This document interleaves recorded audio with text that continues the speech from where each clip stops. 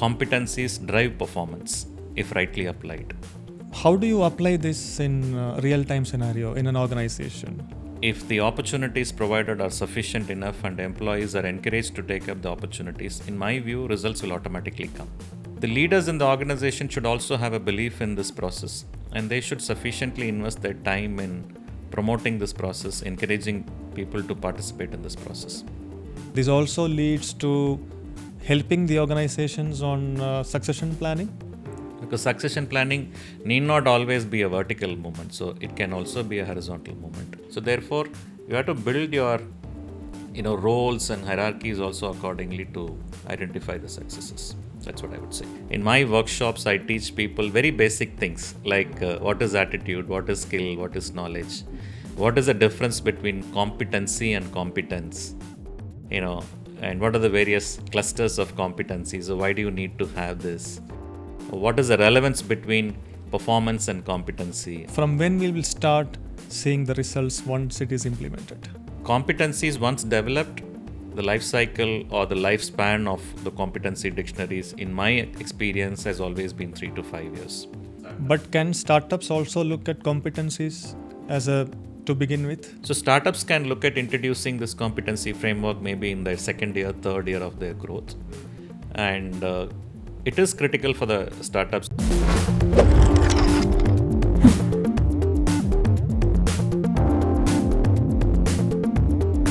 Now, coming to the application part, we have discussed many things about the competencies. Now, how do you apply this in a real-time scenario in an organization? Like, what are those areas where competencies can be applied and can be tested? And do you think that ROI is possible if organizations are coming up with competency frameworks?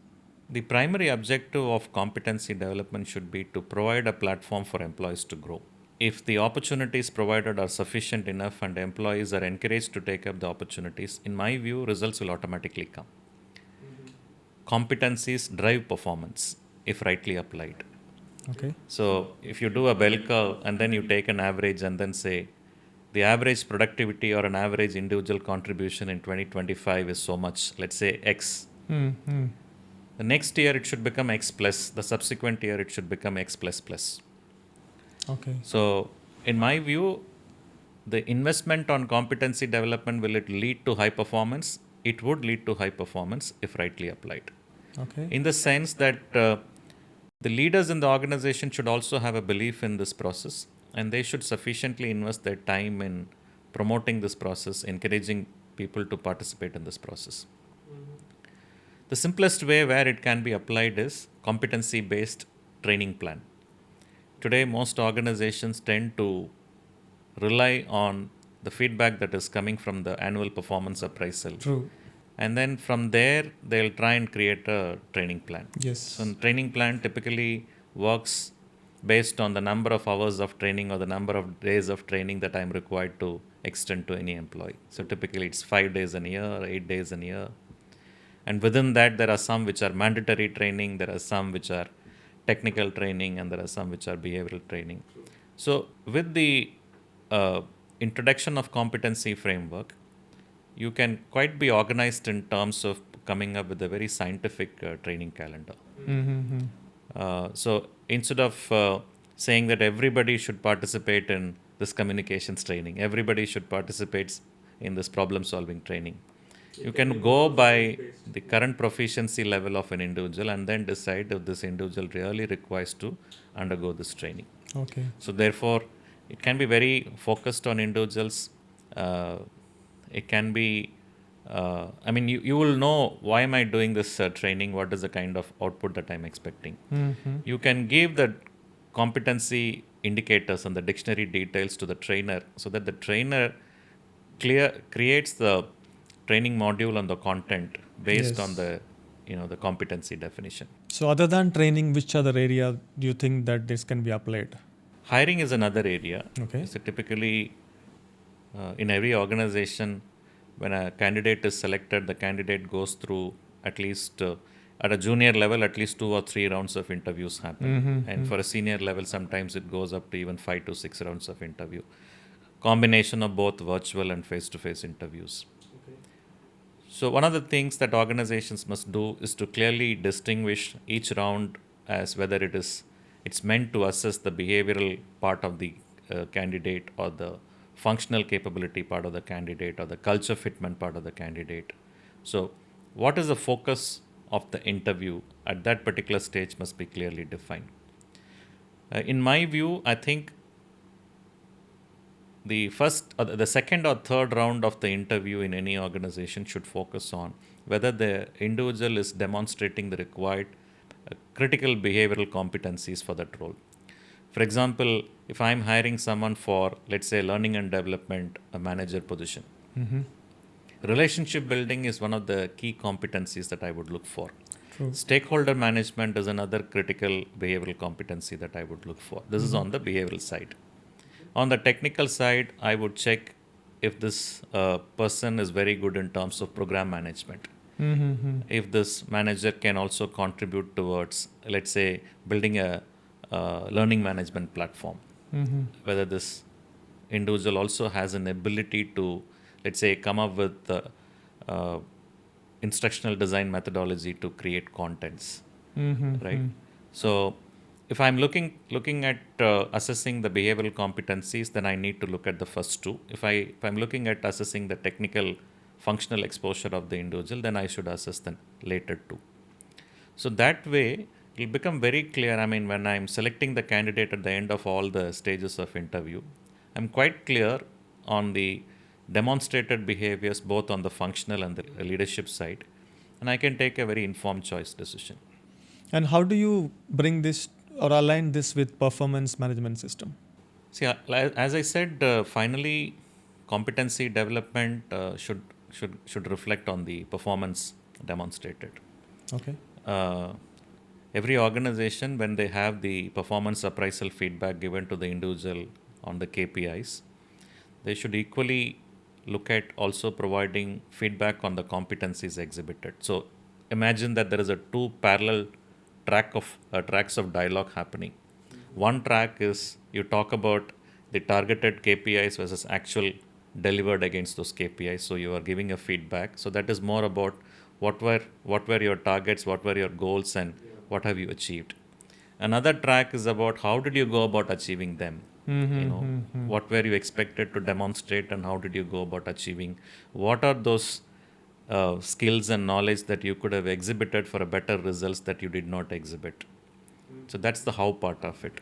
Okay. So if you're asking me what sort of integration should competency management have with the performance management system, I would say the rating on the performance rating, to say that meeting expectation, exceeding expectation, below expectation, should be fully based on the KPIs. You should also say that you are required to be at level 3 proficiency level, which is a coach level. Okay. But I find you to be only at level 2 level, which is independent level. So you can say learner, advanced coach, expert, champion. So all those are nomenclatures that you True. can give, but essentially it talks about the varied proficiency levels. Feedback on both this are critical. Otherwise, the entire organization would become a result-focused organization, focusing on what than how to do it. So, which means that this also leads to helping the organizations on succession planning? As you have defined the competencies required for various roles, when you find that there is an attrition happening in certain roles, I need to necessarily have successors identified in the same department, or someone from other locations, someone from other departments who can come in to replace this role. If there is a loss of talent in that particular position, Okay. you can use these competencies to check if the individual is demonstrating the required abilities. Say, for example, you have someone who's handling, you have positioned somebody in a HR generalist role. Yes. Now, suddenly you have an opening coming up in, let's say, Comp and Ben, right? Now, the individual wants to apply through this IJP for this Comp and Ben role. Okay. So when you have to decide whether someone who's currently in a HR generalist role, whether this person fits into the role requirement of Comp and Ben, there are two things that you need to check. One is functionally, how much does this person know about comp and ben? So that is where the functional competencies come. True. And on the other side, HR generalist role may involve dealing with a lot of stakeholders and dealing with a lot of generalistic aspects. Whereas comp and ben is more of a very specialist role. It's kind of more analytical. So whether this person exhibits those kind of functional competencies as well. So we'll have to check both leadership and functional, and if the person is good enough, then you can bring him. So one way is that yes, for the same role, I need not have to have a second line or a successor built for every role, but I can provide an opportunity for somebody within this function to move into this role. So this is what we call it as a horizontal movement. Because succession planning need not always be a vertical movement, so it can also be a horizontal movement. The vertical movement happens, it becomes critical in all the critical positions. Say, for example, you have a head of finance Yes. who's at the age of 55. In the next 3 to 5 years, he's going to retire from the organization. True. And the next level that you have is a manager HR, a manager finance. So between manager finance and a CFO, you will find at least a 15 years gap, and that gets reflected in terms of their knowledge and skills also. The organization clearly knows that I don't have anybody who can currently exhibit the required skill and knowledge to become the CFO. So either I need to bring in a lateral hire, or I need to find a way to groom the manager finance to be able to reach up to the CFO level, which in most cases becomes difficult. So therefore, you have to build your roles and hierarchies also accordingly to identify the successes. That's what I would say. Very insightful, Karthik, but still there may be questions lingering in the minds of people. So I hope I can. This is a very complex, I wouldn't say this is a complex subject, but to understand the subject better, if someone understands the fundamentals of this subject, it's not very difficult to understand the steps. But if your fundamentals are not very strong, say for example, in my workshops, I teach people very basic things like what is attitude, what is skill, what is knowledge, what is the difference between competency and competence, and what are the various clusters of competencies. So why do you need to have this? Yes. What is the relevance between performance and competency? I ask people, competency should lead to a better performance. So anybody who has got the A plus rating, A rating consistently, by default, can I call them as a competent person? So why should I put them through this assessment development center process? So these are fundamental questions. If you start answering to these fundamental questions, conceptual clarity will automatically come, and that should help you to understand the whole process better. If you miss out on these fundamentals and start jumping into the subsequent steps of creating the framework, getting into assessment, then obviously you will find disconnect. Okay, finally, see, HR comes up with a lot of jargons. For example, competency framework, and then there is talent management. Under talent management, you have a lot of other interventions. Yeah. So, is competency framework is another paper tiger, which sounds good as a framework, but when it comes to the application point, it fails. Can you throw some light on that? If there is, if the objective of the intervention was not clearly articulated, if the ownership towards the intervention was not shown at the leadership level, it would become a paper exercise. But if the organization really wants to make use of this process to build the talent, to develop the talent, to retain the talent, this is a wonderful process.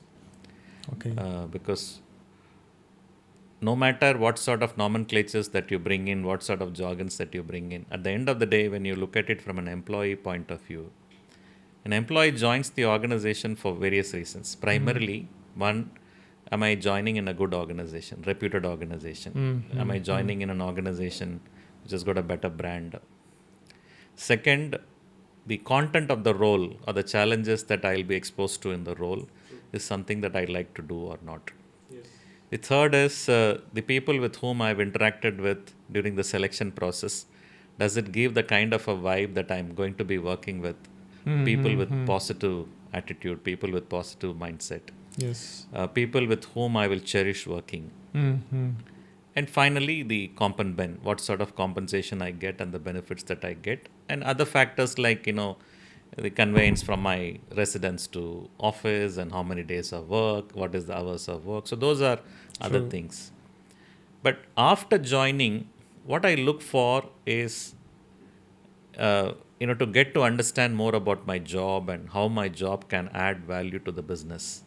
So, which is when I will go to my reporting manager and I'll ask, so what are my KPIs? True. So after my induction, once I settle down, the second or the third month, I go to the reporting manager and then say, can you please tell me what am I required to deliver? On what basis will you be evaluating me at the end of the Okay. year? Gradually, as I start putting my efforts to deliver the KPIs, at some point of time, if let's assume that the first year I was adjudged as a good performer. The second year I've done better. Now the kind of activities that I'm doing looks to be little monotonous for me because I've been doing the same thing for 2 years, 3 years now. True. So I go to my manager and I ask, what next? Most of the time, managers would have difficulty in answering to this question because organizations would not have put this career plan in place. So whether you call it as talent management, talent development, different jargons that you're using, for an employee, what matters is I want to grow, I want to learn. Do you have the platform? Would you be Okay. providing me the opportunity? So once you provide that, I think whatever name you call, that becomes immaterial. So that's all. Those names are only for the HR fraternity. But for an employee, it's a very simple thing. So I would say, yes, organizations must be cognizant of this and put up something which employees can relate to. It is not seen as HR intervention, it is seen as organization interventions for people excellence. Then employees will take part. So that would be my answer for all this, different terms that are being used in the industry. Yeah. Great. That was very insightful.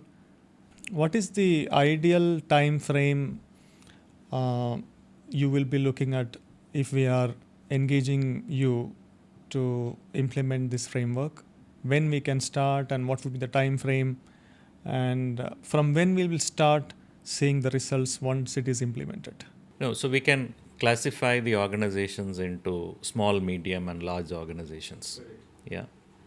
In an organization which has got, let's say, 1,000 and below employees, you can actually execute this competency development initiative in 2-3 phases. Okay. And you can keep each phase as, let's say, 3 months' time. I'm talking about, covering both functional competencies and as well as behavioral competencies. If it's only behavioral competencies or functional competencies, you can complete it in about 3 to 6 months of time. You don't need to wait for the whole year. Competencies, once developed, the life cycle or the lifespan of the competency dictionaries, in my experience, has always been 3 to 5 years, which means that every year you need to review those competency applicability, but you don't necessarily need to keep making drastic changes in the competency At least framework. once in 3 years. Yeah. So, therefore, the first time when you develop the competency framework, you need to give sufficient time. You need to provide that quality inputs to Okay. make it more perfect. So, yeah, so I would say 6 months, 3 to 6 months is an ideal time, and we can break it into phase wise. I've seen in some organizations, first they would want us to start with the sales organization, then they would want us to look at the operations teams, and then finally going into the enabling functions in the corporate function. So that way, we can look at. Also, if you look at the application of competencies, would also vary based on their business life cycle. Startup organizations which are in the growth trajectory, and organizations which have kind of come to a market saturation level and would like to consolidate their growth. A startup organization would be required to lay the foundational HR systems in place. For example, they should focus in terms of defining their organization structure in place. So we call it as organization design.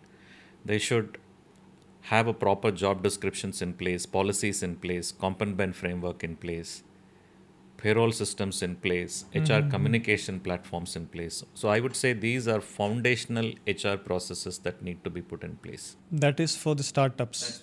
But can startups also look at competencies as a to begin with? They should, but after they have institutionalized this foundational processes, Okay. and once they know that I have my organization design clearly put in place, role clarity exists, and people know what they are required to do and what they're required to deliver, then I can get into mapping the So skills. some sort of a maturity level comes to the organization before we get into Absolutely.